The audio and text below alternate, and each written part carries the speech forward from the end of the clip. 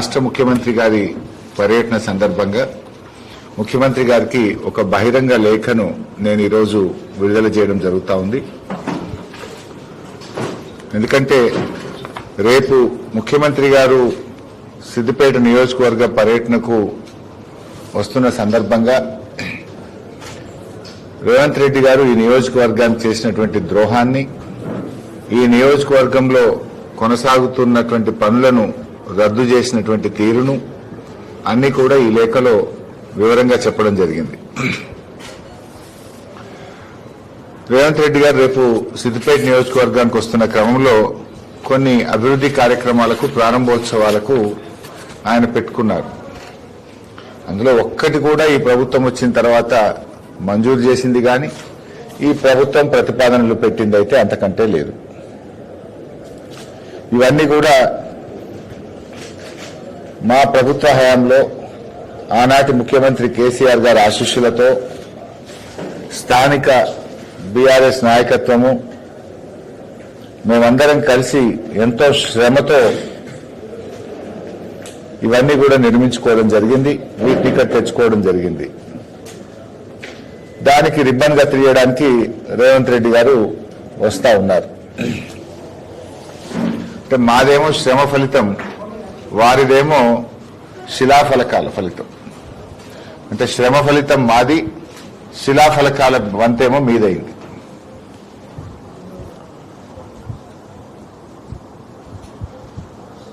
ఇవాళ మీరు ఈ రాష్ట్రంలో 2.5 సంవత్సరాల్లో ఎక్కడికి పోయినా బీఆర్ఎస్ ప్రభుత్వం ప్రారంభించిన కార్యక్రమాలు, మా హయాంలో పూర్తయినటువంటి వాటికి రిబ్బన్లు కత్తిరించడమే మీ వంతైంది. రేపు సిద్దిపేటలో ప్రారంభిస్తున్న ఆయిల్ పామ్ ఫ్యాక్టరీ 2021లోనే రాష్ట్ర ప్రభుత్వం జీవో ఇచ్చింది. 300 కోట్ల రూపాయలతోని ఈ ఫ్యాక్టరీని నాటి బీఆర్ఎస్ ప్రభుత్వం మంజూరు చేసింది, పనులు ప్రారంభించింది. సో ఆయిల్ పామ్ ఫ్యాక్టరీ ఈ ప్రాంతంలో రావడంలో కాళేశ్వరం ప్రాజెక్టు చాలా చాలా కీలకం. కాళేశ్వరం ప్రాజెక్టు లేకపోతే అసలు మనం ఈ ఆయిల్ పామ్ సాగు అనేది సిద్దిపేట ప్రాంతంలో మనం ఊహించలేం.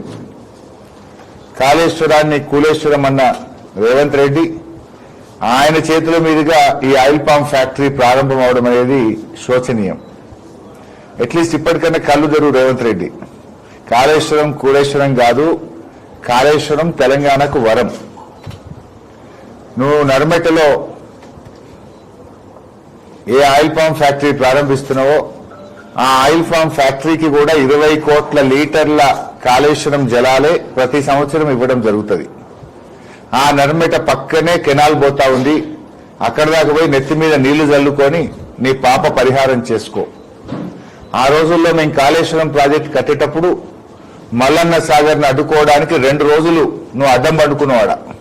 నువ్వు అడ్డం పండుకున్నా, హైకోర్టులో కేసులు వేసినా, ప్రాజెక్టును నువ్వు ఎన్ని రకాలుగా అడ్డుకోవాలని ప్రయత్నం చేసినా, మొక్కలోని దీక్షతో ఆ రోజు మేము ఈ ప్రాజెక్టులు పూర్తి చేసినాం. ఈ జిల్లా రైతాంగానికి కాళేశ్వరం జలాలు అందించిన ఘనత బీఆర్ఎస్ ప్రభుత్వంది, కేసీఆర్ గారిది. అడ్డం పండుకున్నది నువ్వు, కాళేశ్వరం అడ్డుకున్నది నువ్వు, కోర్టుల్లో కేసులు వేసింది మీరు. కానీ మొక్కవోని దీక్షతో ఈ ప్రాజెక్టు పూర్తి చేసినాం. ఇవాళ ఈ ప్రాంతంలో ఆయిల్ పామ్ సాగైతుందంటే, ఇవాళ ఈ ప్రాంతంలో ఆయిల్ పామ్ ఫ్యాక్టరీ వచ్చిందంటే, రైతులు బంగారం లాంటి పంటలు పండిస్తున్నారంటే ఇదంతా కాళేశ్వరం ప్రాజెక్టు వల్లే. ఇప్పటికైనా చిల్లర మాటలు మానుకో. ఇవాళ అర్థమైందా?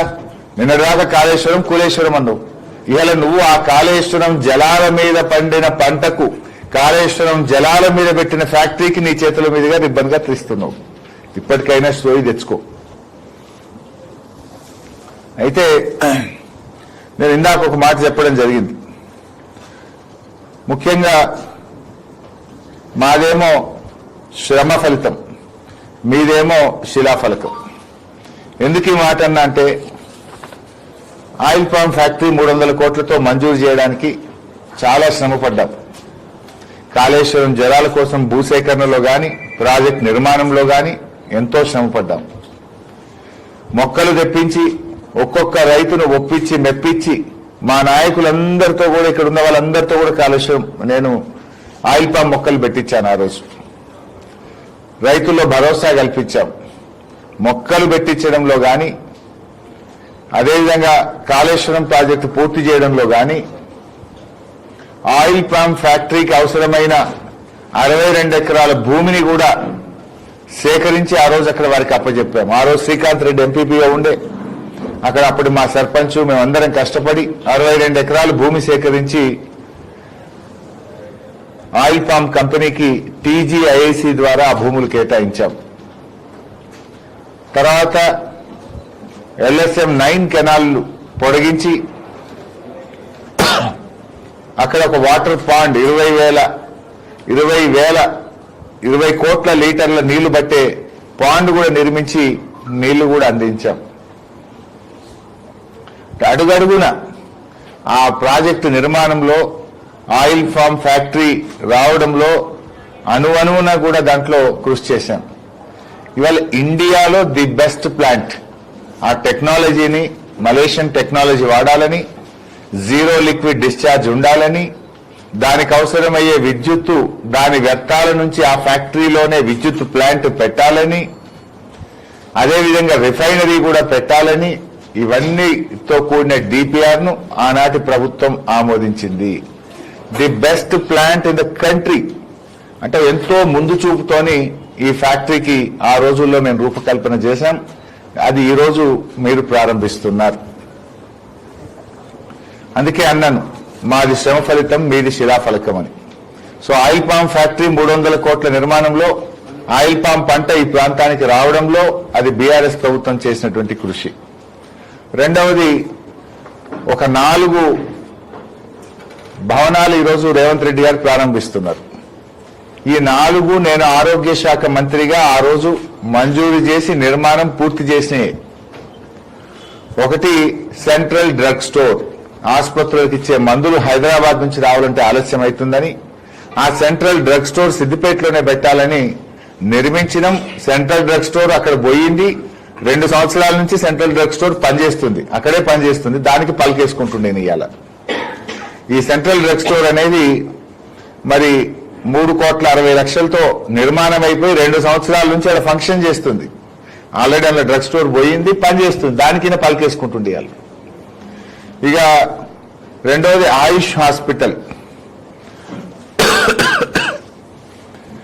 ఈ ఆయుష్ హాస్పిటల్ అనేటువంటిది ఆ రోజు నేను దీన్ని ఆరోగ్య శాఖ మంత్రిగా ఉన్నప్పుడు ఈ ఆయుష్ హాస్పిటల్ని మంజూరు చేయడం జరిగింది.